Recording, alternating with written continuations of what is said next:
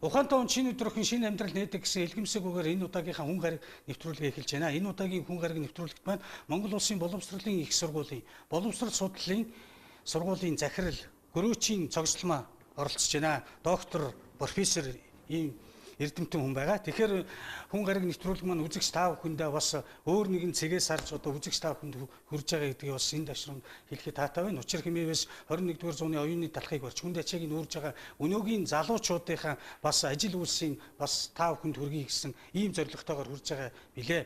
Энэ удаагийн зочин маань одоо үзэгчдийн маань хүндэтгэж манай студид морилон сайцанд үзэгчдийн хүмүүст талархал төвшүүлье гэж бодож байна. Тэгэхээр одоо доктор, профессор, сургуулийн захирал гэл одоо нэгэн биеийн багтамгүй энэ том ачааг ингээ үүрж яваа энэ эрдэмтэн хүний хувьд бас уламжилж ёсоор бас нэгэн зүйлийг шийтгэх болгон асуу гэж бодож байна. Намтархан эзэнтэй эзэн болгон намтартай гэж нэг сайхан үг өгдөг. Өөрийн чинь тухай бас ингээ бүтээлийг чинь ингээ судлаад байж хахад удмаараа одоо багшаа гэж нэгэн ийм илгэмсэг сайхан ойлголт бол надад төрсөн. Эндээс яриагаа эхлүүл манай үзэгч түмэнд нэлээд сонир байх болов уу гэж бодож байна. За тэгэхээр та бүхэнд юуны өмнө энэ үзэгч түмэнд энэ өдрийн мэндийг хүргэе. За манай гэр бүлийн хувьд бол нэлээд олон багш нар байдаг. За тэгээд аав, эгч маань тэгээд мөн хамаатнуудын маань дотор олон багш нар байдаг. Тэгэхээр багш гэдэг энэ үгнээс гэрэл засаж гэгээ инээрэг бол өөрийн ирэхгүй бол одоо туяарч яадаг тий. Нарт ертөнцид олдсон нандин сайхан албынхаа агцгүй багш хүн заяачаа гэж сайхан үг байдаг. Ер нь багш болыг гэдэг энэ мэдрэмж ойлголт одоо хэдий төрсөн бэ ер нь? Нэг хүн одоо мөрөөдлөө биелүүлсэн цагт одоо ялалтанд төрсөн мэт санагддаг шүү дээ тий. За энэ түүхийг яривал нэлээд дуртуух болох хах гэхдээ анх би бол Дорногов аймгийн Хөсгөл суманд төрсэн хүн байгаа. За тэгээд тэнд бага сургуульд элсэж ороод байжсэн. 9 настай байхдаа би анх өөрийнхөө хамаатны эгч өдийнхний хамт Улаанбаатар хотод орж ирсэн. За тэгээ эгч маань бол тухайн үед тэр багш нарын мэрэгжил дэвшлэх сургалтанд хамрагдахаар ирсэн байсан. Тэгээд анх удаа надад бол багшийн дээд сургууль гэдэг энэ том эрдмийн өргөөг танилцуулж өгснээр би бол энэ сургуульд цаашдаа сурах юм байна гэсэн тийм хүсэл мөрөөдлийг бол анх өөртөө бий болгосон. Тэр үед бол дөнгөж одоо 2 дугаар ангид сурч байсан. Дагуулж явж байгаа энэ сургууль багшийн сургуулаа гэж зааж өгч ирсэн. Зааж өгсөн бүр намайг дагуулад орж ирсэн. За тэгээ ороход бол тухайн үед манайх чинь яг 80-аад оны их үед нөгөө урлагийн сургууль, хөгжмийн сургууль бүгдээрээ хамт байсан. Яг намайг ороход бол тэнд эрдэм боловсрол соёлын тийм өргөө талбар бол намайг яг огтж авсан. Өргөө ингээд тийм өргөө бол намайг бол тийм охины тэр зүрхэнд бол мэдэгжсэн юм шүү дээ. Тэр бол өгтөж авсан. Тэгэхээр тэндээс л мэдрэмж төрсөн. Тэндээс л анх эхэлж төрсөн. Гэхдээ өмнө нь бол бас багш болъё гэж боддог байсан. Гэхдээ бол тэр өргөөнд орж ирснээр бол миний одоо эргэлт буцалгаагаар шийдсэн гэж хэлж байна. За шийдчихлээ. Тэр шийдсэн мэдрэмж маань одоо өөрийн чинь дотроос чинь эргэлтүүлэн тий. Тэгэхээр одоо тэр зүг рүү одоо тэр ертөнц рүү орох, тэр зөрөг замаар явах тэр хүртэл одоо ямар хуу шиг бэрхшээл, баяр жаргал, мөрөөдлийг одоо туулсан бэ. За тэгээд тэнд бол мэдээж хэрэг хүний амьдралд зөндөөл юм байлгүй яхаа. Гэхдээ хамгийн гол нь багш болохын тулд би бол маш сайн суралцах хэрэгтэй юм байна гэж бодсон. Тэгээ анхны одоо аавсгийг заасан банд багш маань за тэгээд намайг одоо жил болгоны тэр олимпиадад бэлдэж оролцуулж байдаг гэсэн монгол хэлний маань багш Минжиг маа. За тэгээд математик айлгуурын багш Эрдэнэ Чимэг. За юуны газар зүйн багш Өнөр гээд маш олон багш нар маань бол намайг дэмжиж тусалж тийм ээ өнөөдрийн одоо энэ багш болох замыг маань зааж өгөхөөс гадна жил болгон одоо 8 дугаар анги 10 дугаар анги одоо тухайн үед болдог байсан нөгөө Орион хот улсын олимпиадуудад бас бэлдэж оролцуулдаг байсан. Тэгээд тэднийхээ хүчээр бас өнөөдрийн энэ цэг дээр бас хурж ирэхэд бол багш нарын маань дэмжлэг тусалцаад байгаа л энд хурж ирсэн гэж боддог. Тэгэхээр өөрөө бас бүгд найрамдах хятад ард улсын Шанхай хотод багшийн их сургуулийг бол төгссөн. Өөрөөр хэлбэл одоо энэ боловсролын их сургуулийн бас өөрө бүтээгдэхүүн. Дараа нь одоо энэ Шанхайгийн их сургуулийн одоо ингэ төгссөн байна те. Ер нь энд төгссөн энэ анх очиод ямар мэдрэмж төрсөн те. Ер нь яг өөрөөр хэлбэл эрдмийн мөр хөөсөн шүү дээ те. Эндээс яриагаа өргөжлүүлээ. За тэгэхээр би багшийн дэдийн Монгол хэл уран зохиолын ангиас гадна бас Буднайрамдах хятад ард улсын Шандууны багшийн сургуулийн сургууль хүмүүжүүлэгч багш мэргэжлэр төгссөн. За энэ маань болохоор их хэлнийхаа багш болон уран зохиолын мэргэжил эзэмшихээс гадна сургуулийн сургууль хүмүүжүүлэгч хүн гэж ямар хүн байдгийг хүүхдтэй эрхэн харьцдгийг. За тэгээ сургуулийн орчныг яаж одоо төгс боловсронгуй болгодгийг гэх мэт нэлээд зүйл суралцаж ирсэн. За ирээд бол 1999 онд төгсөж ирээд сургуультай бол багшаар орсон байгаа. За дагалдан багш одоо тухайн ягаар бол дадлагч биш дагалдан багш байсан. За тэгээд дараагаар нь багш болсныхаа дараа бол цаашд үргэлжлүүлэн сурах нь бас зүйтэй юм байна гэж бодоод бол эрдмийн гараагаа бас үргэлжлүүлэх зорилгоор докторантурд суралцсан. За мэдээж хэрэг анхны маань мэрэгжил энэ багшийн дэд сургуулийг төгссөн Монгол Хэл Уран Зохиолын багш мэрэгжил эзэмшсэн учраас очсныхаа дараагаар бол Монгол хятад хэлний зэрэгцүүлсэн цагийн тухайн юм судалгаа хийсэн.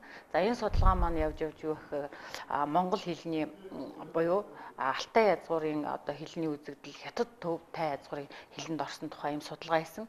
Энэ маань бас их урдл шалтгаантай. Анх 2 дугаар курсд монгол хэлний 1-р ангид сурж байхад 2 дугаар семестр дээр өнөр оюун багш маань үгийн сан гэж хичээл ордог байсан. Манай гавьт багш. Тийм. Тэгээд өнөр багшаас би ер нь бас их янз янзын юм асуудаг тийм оюутан байсан. Тэгээд энэ лаа нөхцөлийг чинь судлаад тахаар өнгөрсөн одоо ирээдүй бүгдийн бүх цагийг заагаад байх юм аа. Би одоо ном уншлаа гэд уншааг байхдаа хэлээд байна. Ээж өчигдөр Бээжин явлаа гэд өнгөрсөн цагийг заагаад байна. Гэтэл одоо яг ингээ хоолоо өмнө тавьчаа би хоол идлээ гэж хэлээд тах. Ингээд лаа гэдэг нөхцөл чинь өнгөрсөн одоо ирээдүй 3 цагийг заагаад байна. Яах вэ гэж багшаас асуусан.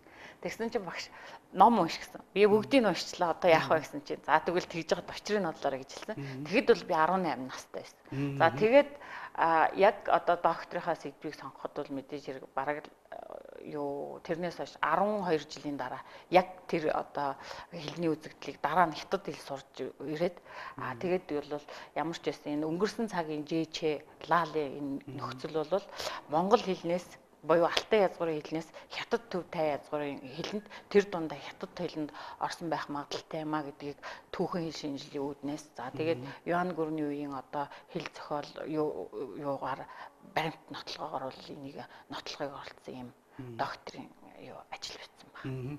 Тэгэхээр ер нь яг Монгол хятад цагийн айн зэрэгцүүлсэн одоо судалгаа гэж байгаа тийм. Тэгэхээр энэ яг судалгааны тэр нөгөө мэдрэмж одоо өнгөрсөн одоо ирээдүйн цагийн нэгэн бодгалч нэгэн цөм болчиход байсан. Тэгээ энийг задрагаа хийж яг категорид оруулж ярихад одоо таны эрдмийн ажлыг одоо би эргэж асуух гэдэг юм л да. Яг энгийн хүн болоод манай одоо мэрэгчлэлтэнгүүд одоо яг категорид нь яаж ойлгуул зохилтой бай ер нь. Тийм тэгэхээр хамгийн гол нь ер нь бол аливаа хүн гадаад хэл сурахад одоо би бол гадаад хэлний багш бас мэрэгчлээ хүн. Тэгээд бодож яхад ер нь их хэлний маань мэдлэг их чухал. Язгуурн тийм. Язгуурн чухал. Тэгээд бид нар монгол хэлний ангид сурж яхад ерөнхийн нөгөө хэл шинжилгээ онол одоо хэл шинжилгээ удирдахад ерөнхийн хэл шинжил гэсэн хичээлүүдээр онлын мэдлэгийг бол маш сайн эзэмсэн байдаг.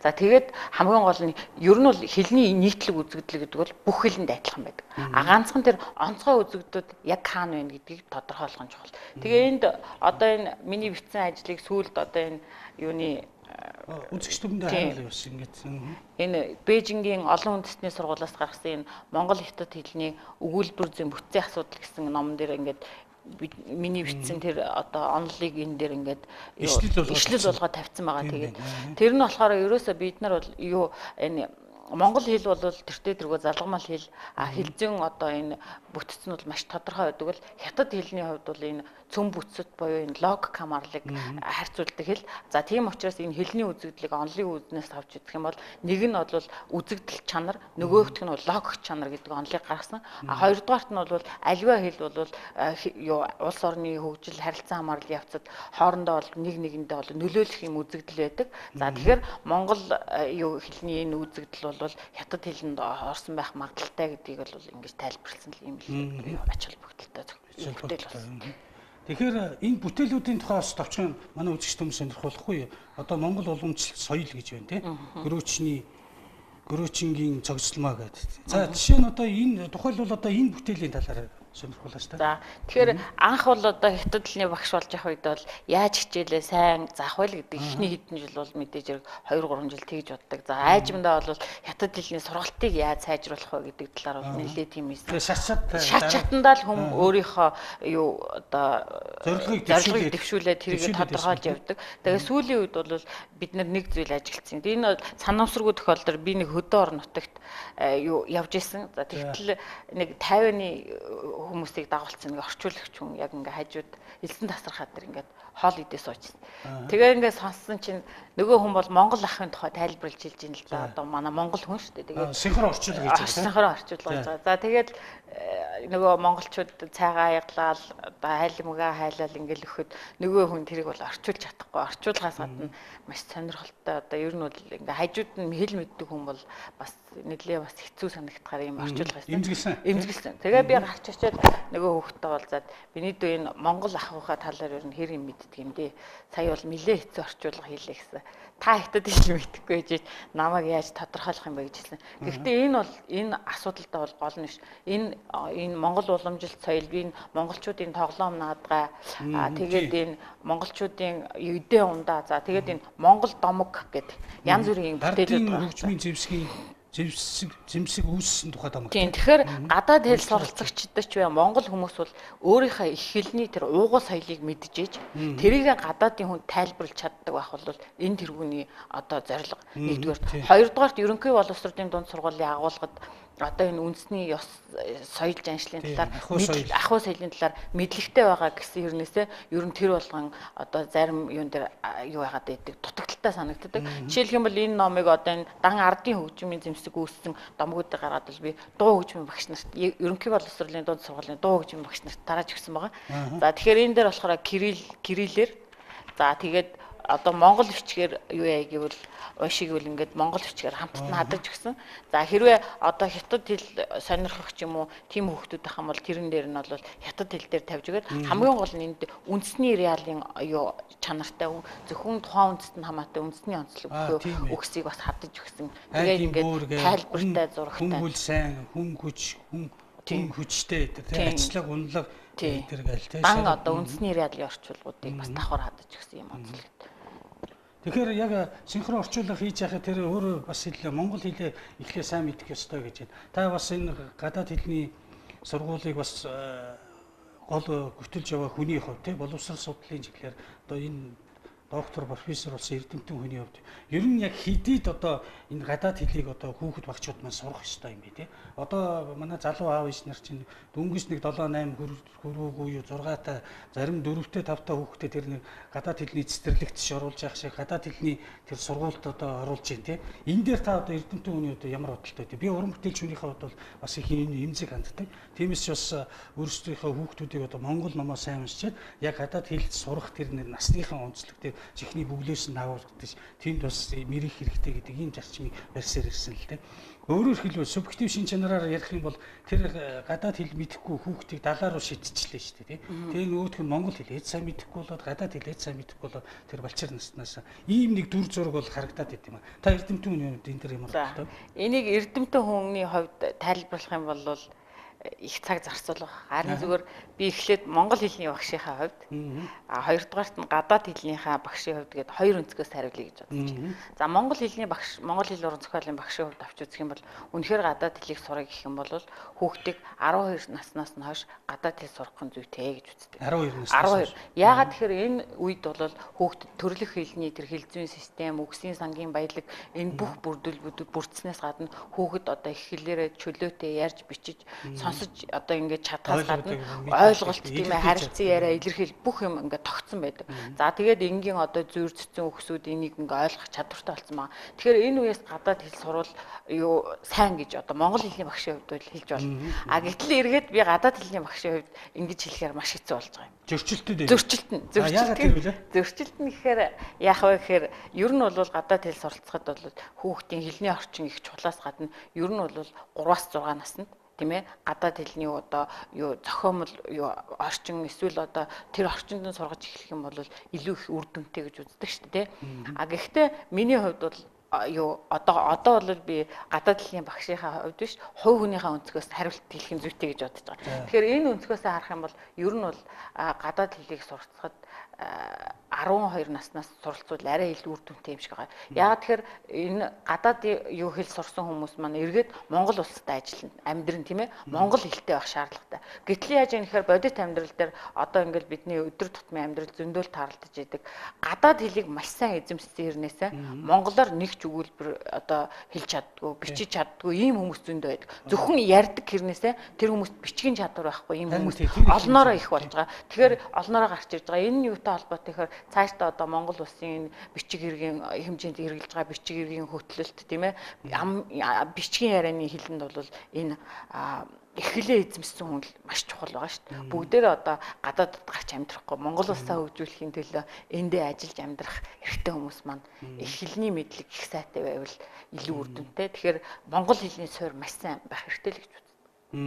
Үнэхээр бас тэр монгол хэлээ сайн мэдчихэж орчуулгын монгол хэлээ сайн мэдчихэж тэр нийгэмдээ бас байр суурь эзлэж нийгмийн тунд орж амьдран шүү дээ тий. Тэгэхээр та 2011 оны улсын тэргүүний багш гэж одоо би танид бүтээлтэй танилцж байхад бол олж харсан. Тэгэхээр би нэг зүйлийг бас сонирхъя гэж бодож байна л да. Ер нь одоо энэ залуу эрдэмтэн эмэгтэй хүний хувьд энэ Монгол улсын боловсролын их сургууль хуучнаар одоо багшийн дээд сургууль шүү дээ тийм. Тэгэхээр Монгол улсын боловсролын их сургуулийн өнөөгийн дүр төрхийг харахад бол үнэхээр бол сэтгэлийн толнд гэрэл гэгээтэй олон сайхан томоохон ажлуудыг бол танай хамт олон хийсэн байлаа. Баяр хүргэе гэж бодож байна. Тэгэхээр таны ингээд бүтээлтэй чинь танилцж байхад энэ сургуулийнхаа оюутан одоо манай хэн одоо ярьдаг шүү дээ бүтээгдэхүүн гэж ярьдаг. Тэгэхээр та оюутан дөрөв яриад өгнөл дагалдан багш бас хийж ийсэн. Тэнхмээр эрхлэгч хийж ийсэн. Одоо болохоор захирал хийгээ явж шүү дээ тийм. Ийм юм одоо ингээд шатараалсан тэр зорилгоодыг биелүүлж яхад багш гэдэг одоо хамт олонны тухай тийм. Багш болно гэдэг тэр 9 настайтай бодож санаж яасан тэр мэдрэмж бол одоо алхам алхмаар биелсэн гэж бодгоо тийм. Энийг бас манай үзэгч сонирхуулаач. Тэгэхээр мэдээж хэрэг багш хүн гэдэг бол их хариуцлага ачаа өөрч явдаг хүмүүс. За тэгээ мэдээж хэрэг манай сургууль одоо яг энэ үед одоо өөрчлөлт шинжилтийн бодлогоор одоо сургуулийн бүтц өөрчлөлтөд олон өөрчлөлтүүд гарсан байна. Гэхдээ энэ дээр бид нэг зүйлийг бас тэмдэглэж хэлэхгүй орхиж болохгүй. Аливаа юмс үзэгдэл одоо эсвэл хөгжлийн үйл явц гэдэг бол уламжлал шинжилэлээр тодорхойлогдож идэг. Бүх юм уламжлалтай байж тэрэн дээрээ одоо шинчлэгдэх олон процессүүд байдаг. За тэгээ өнгөрсөн хугацаанд бид бас шинчлэгдэхгүй явсан юм уу үгүй тийм ээ. Үед одоо хүмүүс цаг үе тутамд бол янз бүрийн шинжилэлүүд бол байн гарч идэг. Хамгийн гол нь тэр шинжилэл маань хэр далаацтай байна гэдгээр хүмүүсийн одоо сэтгэлд буух нь өөр өгдөг шүү дээ тийм ээ. Тэгэхээр одоо бол яг одоо манай сургууль цаашдаа энэ боловсролын шинжилгээний талаар за сургалтын технологи тийм ээ. За ирээдүйд одоо хүүхднийг бүрийг хөгжүүлэх чадвартай багш бэлтгэх талаар гэх мэт олон одоо ийм ажлууд хийж байгаа. За тэрний зэрэгцээгээр бид нар одоо яг зөвхөн судлаач хүнийхээ хувьд багш хүнийхээ хувьд гэдгээс илүүтэйгээр энэ хүмүүсийг яаж хүмүүжүүлэх вэ тийм ээ сургалтын агуулгыг яаж зөв сайжруулах вэ гэдгээс гадна бид нар бас юунуудад оюутнуудаа зориулаад тэр дундаа дадлагын оюутнуудад зориулаад ийм сургалтууд явуулдаг. За энэ нь болохоор хөдөө орон нутагт ажиллах багш нарыг хамгийн бага зардлаар яаж сургалтын хэрэглэгдэхүүнээ бий болгох юм, яаж амжиргааныхаа чадварыг дээшлүүлэх юм, аль эсвэл яаж оюутнуудынхаа байрыг тохижуулах юм гэх мэтээр маш олон сургалтууд явуулдаг. За тэгээд сүүлийн одоо 12 оноос бараг одоогийн байдлаар миний хувьд л ихэд гадаад хэлнийхээ сургуулийн багш нар за боловсрол судлалын сургуулийн багш нартай хамтраад юм баг гаргаад тэгээд нэг 2000 орчим одоо багш оюутанд ийм сургалтууд явуулсан байна. За жишээлх юм бол сургалтын арга технологиг сайжруулах нь, гадаад хэлний сургалтыг хөгжүүлэх нь, за тэгээд бүр хатгамлын сургалт, сүлжмэлийн сургалт, за тэгээд бүр хямд гарын доорх материалаар сургалтын хэрэглэгдэхүүн бэлтгэх нь гэх мэтэр ингээд хүүхдүүдэд ийм оюутнуудад зориулсан ийм цуврал сургалтууд санаж сэдэж тийм яг зөв ерөөсөө дээрээс нь бүтээл ерөөсөө агуулга нь бол ерөөсөө бүтээл сэтгэлгээ хөгжүүлэх гэсэн нэрийн дор ийм сургалтууд явуулж байгаа тийм. Энэ нь болохоор ер нь бол нэлээд үр дүнгээ өгч байгаа гэд оюутнуудаас бас үнэлэлт авч байгаа. Тэгэхээр ер нь ингээд бөхчөөч одоо за энэ хүү бүх болох уу байна гэж таньдаг шүү дээ тийм. Түн лугаа адил одоо багш үнийг бол одоо таньж болно гэж дээ. Одоо та ч одоо олон үе дамжиж олон шатараал зорилгодоо хүрсэн өнөөдөр бас ингээд сургууль бас толгоолоод бас авч явж байгаа одоо оюут багш болгож байгаа оюутан залуучуудын дунд одоо ажиллаж байгаа хүний хувьд. Тийм ер нь бол яг ингээд ангид сууж байгаа хүмүүсийг хараад энэ хүн багш болох боломжтой байна уу гэдэг хамгийн эхлээд бид нар нүдийг хардаг. За тэгээд мэдээж энэ бол зөвхөн хувь хүний л үзэл бодол шүү дээ. Гэхдээ миний хувьд хамгийн өргөнөөр авч үзэхэд тухайн хүн багш болох зөв хандлагатай. Юмд хандлага нь маш зөв байх хэрэгтэй.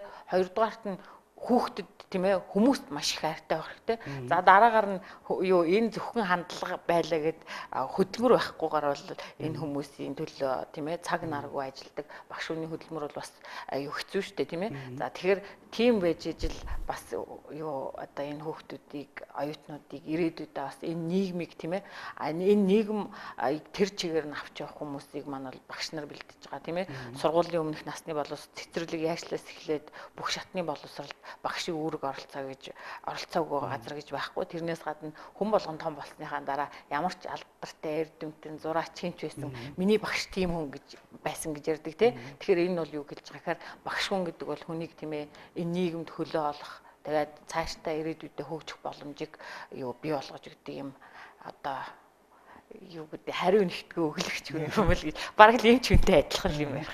Үнэхээр сайхан хариулт байна. Тэгэхээр та одоо энэ Монгол Улсын боловсролын их сургуульд одоо оюутан гээл бүхэл одоо үе шат тараалаар гарлаа. Тэгэхээр ер нь хамт сурж байсан үеийн сайхан нөхдөөрөө бахархах, багш нараараа тэр бахархал өөрөөр хэлбэл язгуур нь тэр багшийн сургуульд байсан тэр он жилүүд бол сайхан биз дээ. Энэ яриагаар нэвтрүүлгээ өндөрлөе гэж бодож байна таны хариултаар. Тийм мэдээж хэрэг үнэхээр энэ Монгол Улсын боловсролын их сургуульд оюутан, за дагалдан багш, тэнхимийн эрхлэгч, за захирал гээд янз бүрийн орон тоонууд дээр ажиллаа. Тэгэхээр мэдээж хэрэг үе үед тийм ээ оюутан байхад бидний хөгжилдөж наадж байсан оюутан цагийн маань найзууд за мөн түнчлэн энэ үед биднэрт хичээл зааж байсан Монгол Улсын боловсролын их сургуулийн эрдэмтэн багш нар тийм ээ манай багш нараас олон багш нарын нэрийг дурдж болно. Тэгээ нэрийг бас яг тодорхой заавал зарим багш нар маань бас гомдчихгүй гэж бодоод нэрийг хэлгүүлдэг. Үнэхээр бид нарыг бол энэ нийгмийн төлөө тийм энэ хүмүүсийн төлөө үйлчлэгчийн сэтгэлийг одоо бидэнд бий болгосон ийм багш нараараа үргэлж баярлж явдаг. Тэгээд цэнхэр дэлгэцээрээ хэрвээ биднийг үзэж суугаавал багш нартаа одоо талархлаа илэрхийлье гэж бодож байна. За баярлалаа. Элгэм сүүцгч та бүхэнд зориулсан энэ удаагийн хүн гараг нэвтрүүлэгт маань Монгол Улсын боловсролын их сургуулийн боловсрол судлалын сургуулийн захирал доктор профессор Гөрөөчингийн цогцлмаа багш оролцлоо. Танд үзэгчдийн өмнөөс талархал төвшүүлье. Үнэхээр багш гэдэг энэ нэрнээс гэрэл цацаж гэгийн энерги үргэлж одоо төгдөг билээ. Багшийн алдар бадарtuuга багш гэдэг хүн Монгол Улсын боловсролын их сургуулиас жигүүрэн дэлгэж эх орны минь 408 зохистооч ардын сайхан хүүхдүүдэд алтан сайхан номыг зааж хүн болох заяа төөргийг одоо зааж өгдөгт одоо гүн талархал дэвшүүлж байдаг. Ингээ багшийн алдар бадарtuuга гэсэн ерөөлөөр энэ нэвтрүүлэг өндөрлөө. Танд баярлалаа. За баярлалаа. Баярлалаа үзэгчтэй. Дараа уулзлаа баяр та.